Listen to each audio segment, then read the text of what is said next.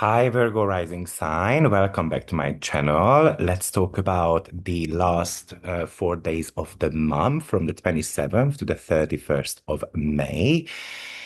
We have got quite a lot going on actually in the last few days of the month, and I think it's still an energetic crossroad, like we discussed that last week, with the Sun and your chart ruler Mercury completely lighting up the highest point of your chart, one of the highest points of your chart, which is, of course, your 11th house.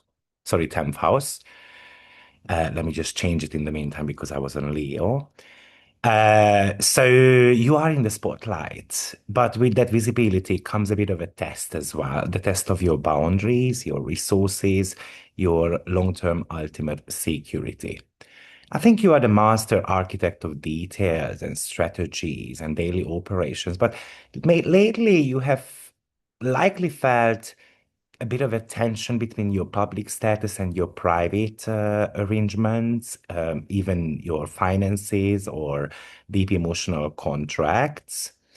You have been trying to scale your business, step into professional authority, launch a major legacy project, but maybe hidden financial boundaries, shared resource blockages, or old anxieties about money, vulnerability have been acting like a bit of a bottleneck. So this week, that bottleneck should be breaking. We have a story unfolding that is going to force you to establish hard boundaries around your professional network, redefine how you manage your public reputation, confront a years-long psychological wounds around resources, money, and lock a brilliant long-term financial strategy into place. But let's have a look at why it is. So the story starts with 28th of May, where Venus is in your 11th house and Saturn are in your 8th house, and they are in a harsh square. So this is going to be testing your alliances, your deep resources, your trust. Venus is currently moving through your 11th house of networks, community, audiences, long-term goals. And Venus here wants harmony with others, supportive, collaborative spaces, comfortable rapport with your followers, friends, or simply it has got a desire to even start fresh. But with Venus, with that friction towards Saturn, which is sitting in your eighth house, it really feels like it's a classic clash between your friends and your cold, hard financial realities or of certain type of agreements. You might be moving towards with a launch, for example, a project or a collaboration with someone, but maybe set a boundary check regarding funding, delayed investment approval, or just a bit of a cold piece of financial reality might be slamming brakes on that momentum.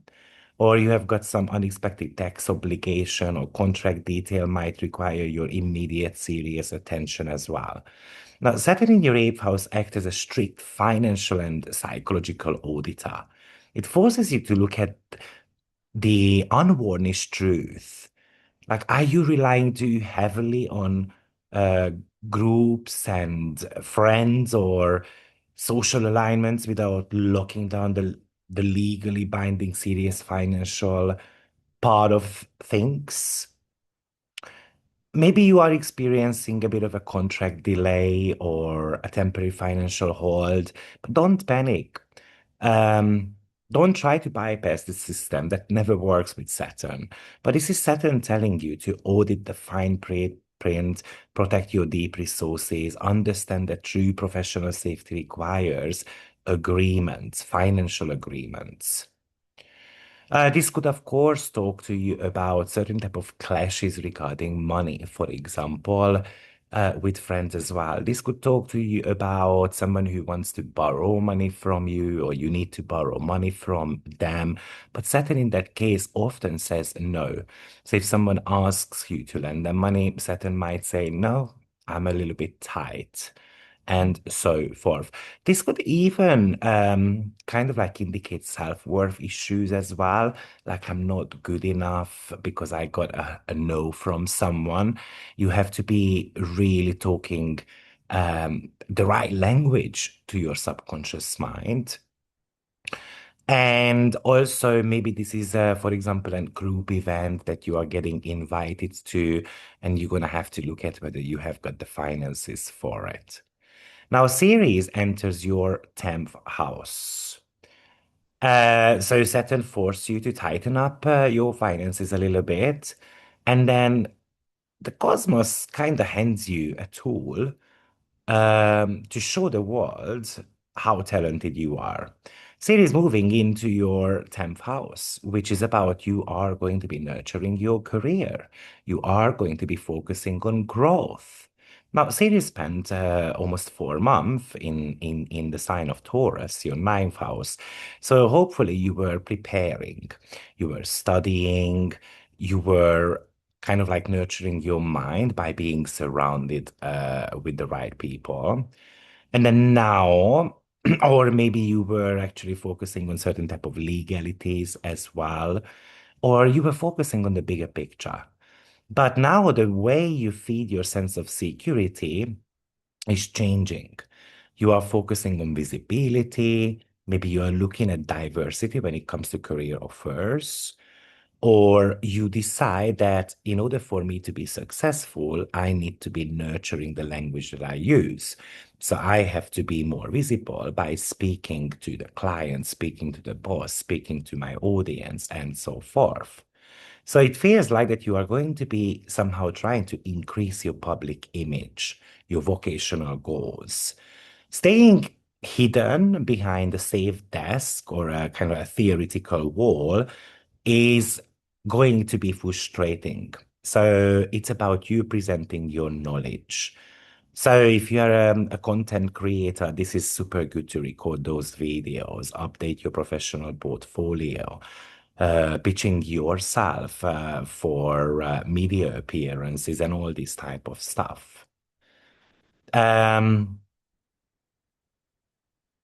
Success should be coming to you if you have got that multifaceted teaching, or you kind of create public dialogues. There's a warning, of course, as usual.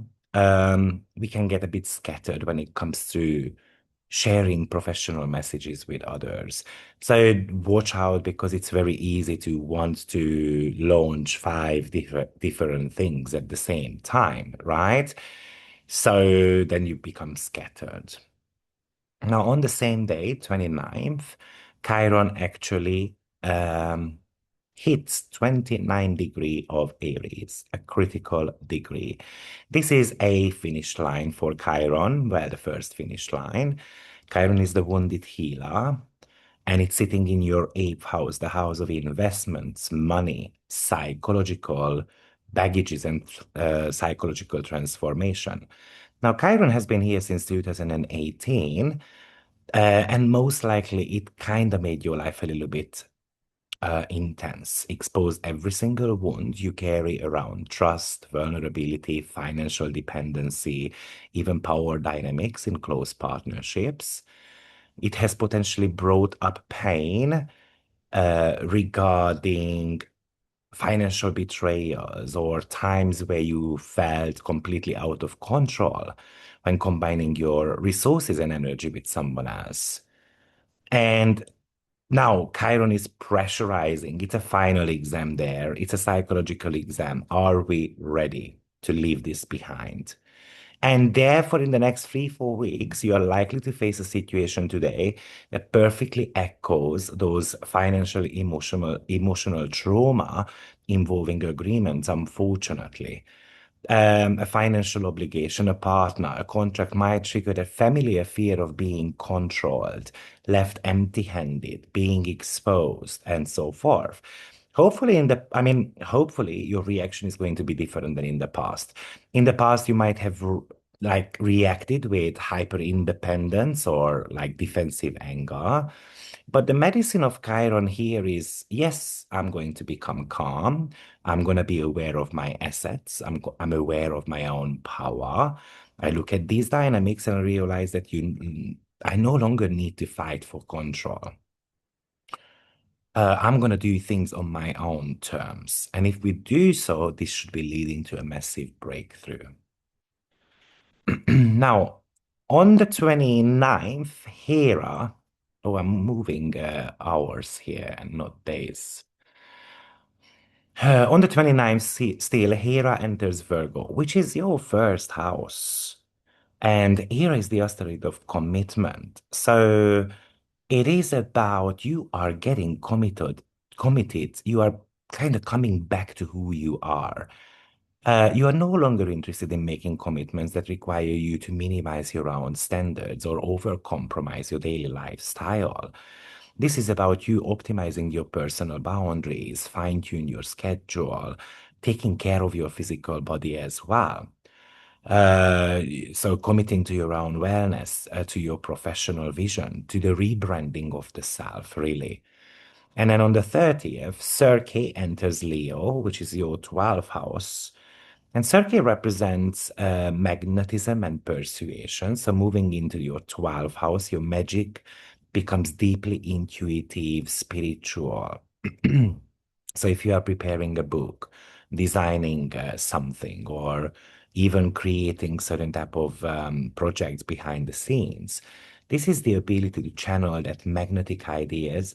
Um, this is that you possess that in like persuasive influence from a place of deep, quiet wisdom.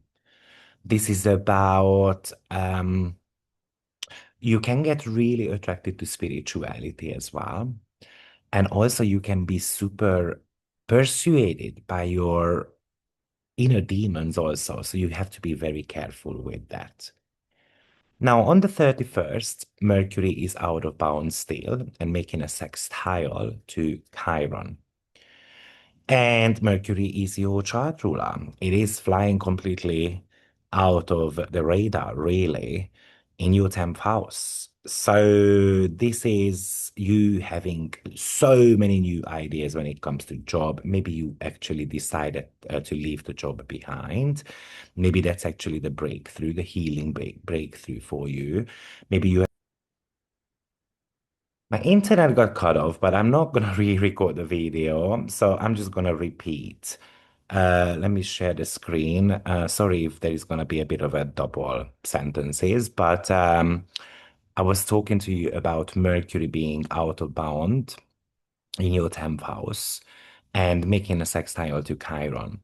So Mercury is out of bound, which means it is operating outside of norms. And it is coming up with a lot of new ideas. And out of bound Mercury can also indicate that I just decide to leave the workplace. And maybe that is going to be bringing you that healing breakthrough. Maybe you have been feeling professionally gridlocked a little bit or anxious about finances or but it's like you becoming an operational genius. Something is going to hit you. Mercury right now is bypassing any type of logical matters. It is thinking outside of the box to be able to bring that money in. So let's do some unconventional career strategy with that because that could be bringing you the healing. But also you might feel undermined, for example, at work, and then you are ready to talk about that. Mercury is kind of like handing you the key for Chiron to dissolve that financial worry there.